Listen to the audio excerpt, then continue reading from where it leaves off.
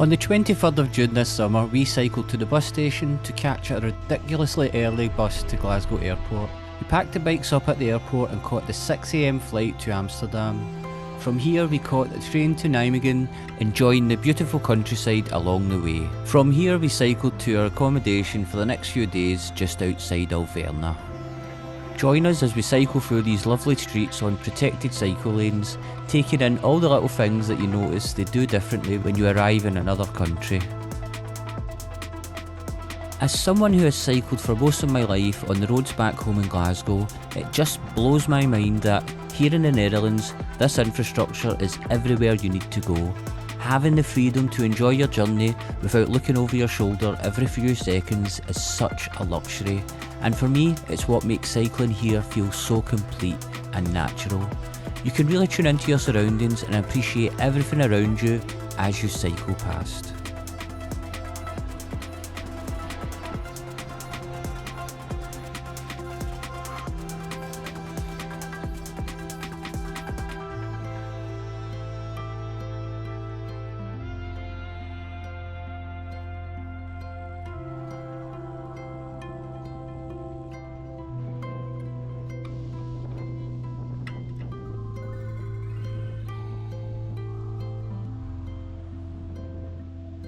Back home, an underpass like this in the middle of nowhere would feel quite intimidating. Here, it just feels like part of a safer network of paths that everybody uses to get around.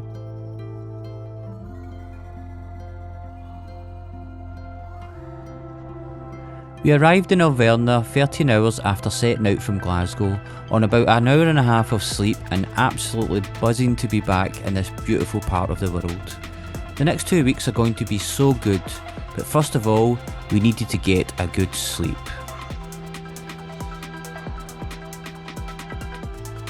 The next morning we cycled the 5 miles to Brompton to get some food shopping. This is all on familiar streets as we stayed here for a few days last year. Yet again it felt like we'd come home. Beautiful streets with space for cyclists, drivers who know what it's like to cycle so they are patient and give you space, beautiful houses and tree-lined roads. It's honestly a magical experience. This just feels like such a good area to be in. The streets feel safe to cycle on and it just feels great to see so many people using their bikes to get around.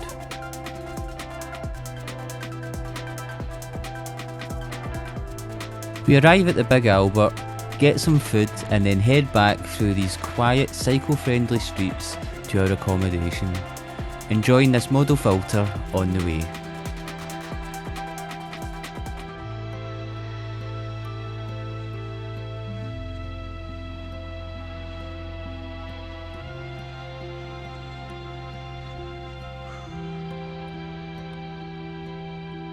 Later that day, we decided to head out in a different direction to explore on our Bromptons. Last year we were a bit disappointed that we didn't travel to Germany, as the border is only about an hour away if you travel by bike. This was only meant to be a recce, and the plan was to do this the following day. It was also turning out to be a really nice summer evening. We headed out to have a look at a section of road that you had to use to see if it was safe. It turned out to be quite a busy road with quite a few fast cars overtaking us. We got to the other end and after that we decided to keep going.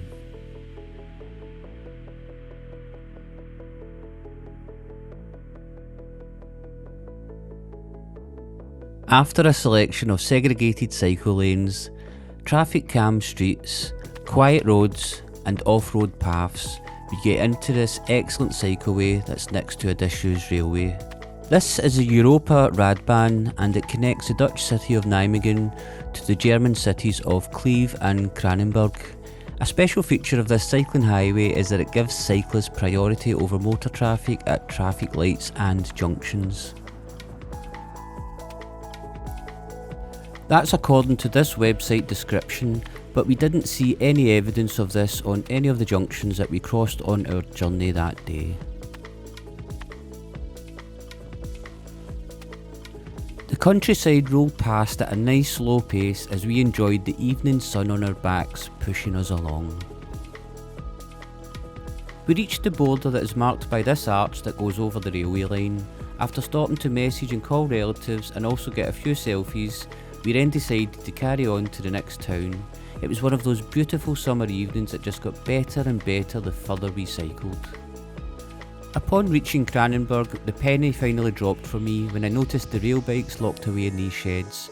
You can rent these bikes and cycle along the rails. It would have been so good to visit here during the day to have a go on one of these. Another reason to come back here next year. The feeling was that we could have stayed out longer and continued to explore this new and exciting route as the evening was perfect. Unfortunately, it was now getting a bit late and it did take us longer to get here than the hour that Google Maps had told us.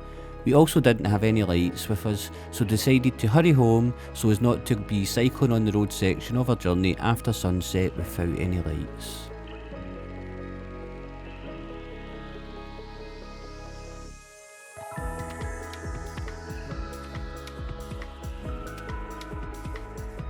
We travelled back through this tranquil part of the Netherlands on quiet roads and protected cycle lanes, recording happy memories of our travels that will stick with us for the rest of our lives.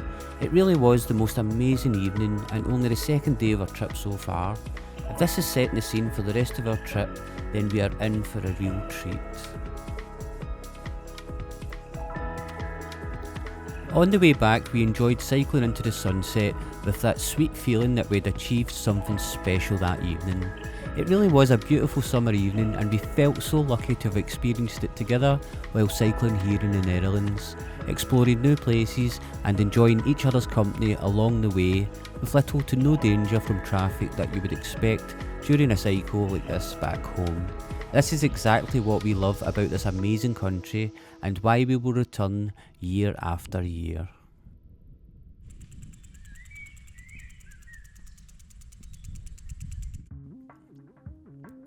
Alverna is a village in the municipality of Witchen that's in the province of Gelderland, located in the centre-east part of the Netherlands. Alverna has a population of around 2,525.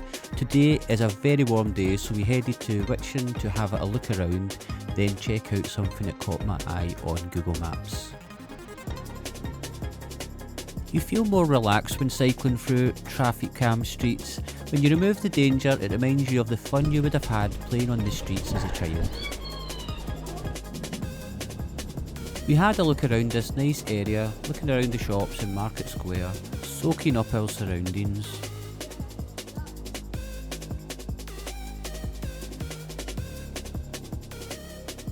We then headed north to see a sculpture I spotted on Google Maps when planning this trip.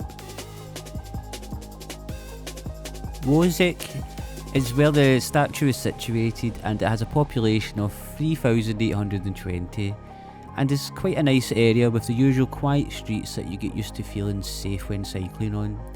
We cycled through these streets until we reached the sculpture that's situated slap bang in the middle of a residential full circle cul-de-sac. With all the houses facing the green, it gave us a slight feeling that we shouldn't be here. We wandered like trespassers onto the grass and got a few photos and tried to translate the Dutch text using our phones in the hope that it would explain what we were looking at. I think it's some kind of sundial, but I'm not sure. After about 5 minutes we left, none the wiser to what we had just looked at. Travelling back through the streets, we made our way to the town centre for another wee look around before heading back to the house. Some of the gardens in and around this area are absolutely stunning.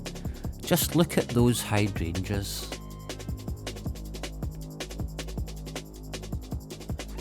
We roll through this lovely area, looking around and enjoying the scenery before gliding slowly back to the house. A nice gentle cycle around, doing a little bit of exploring and enjoying being in a different country.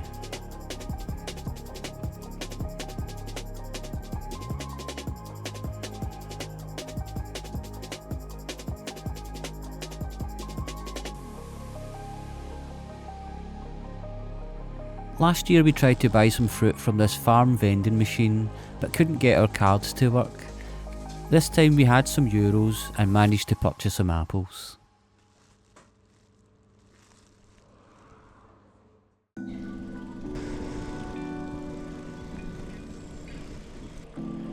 Later that evening, I headed out myself to see where a cycle lane goes that we were on the other day.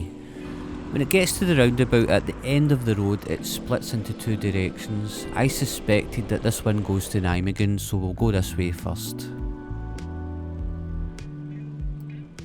The purpose of this is to see if it's a quicker way to get back to the train station on the next leg of our journey. It was yet another perfect evening, and it was just so good to be out in this light summer night on my bike. As I thought, this path does go back to Nijmegen, so this will be the route we take back to the train station when we leave.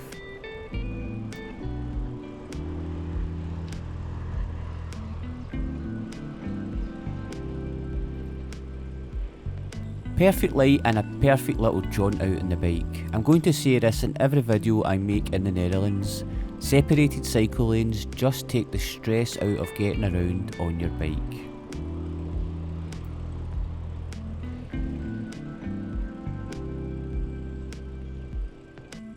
I get to this sculpture at the side of the road and take a photo to send to my honey to let her know where I am.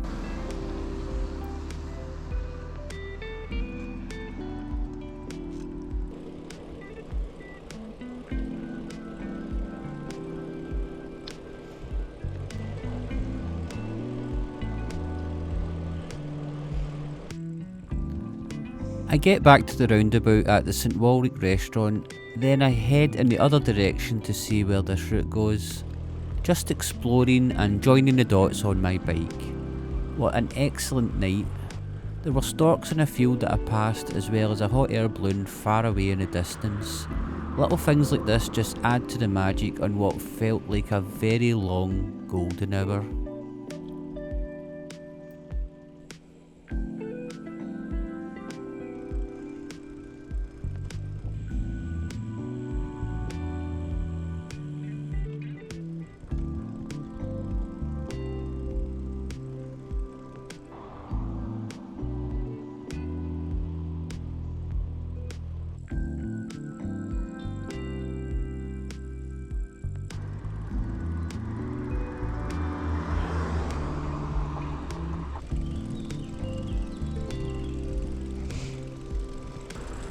Cycles like these on warm summer evenings are the ones that you just want to stretch out as far into the night as possible.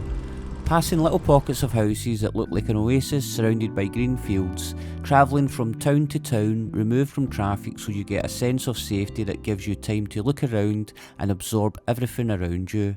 Like admiring the sensational sunset before getting back to the house to recharge before doing it all again the next day. Join us next time as we travel to and experience Rotterdam for the first time. If you've enjoyed this video, please give us a thumbs up and subscribe if you haven't already. All that's left to say for now is thank you for watching and see you next time.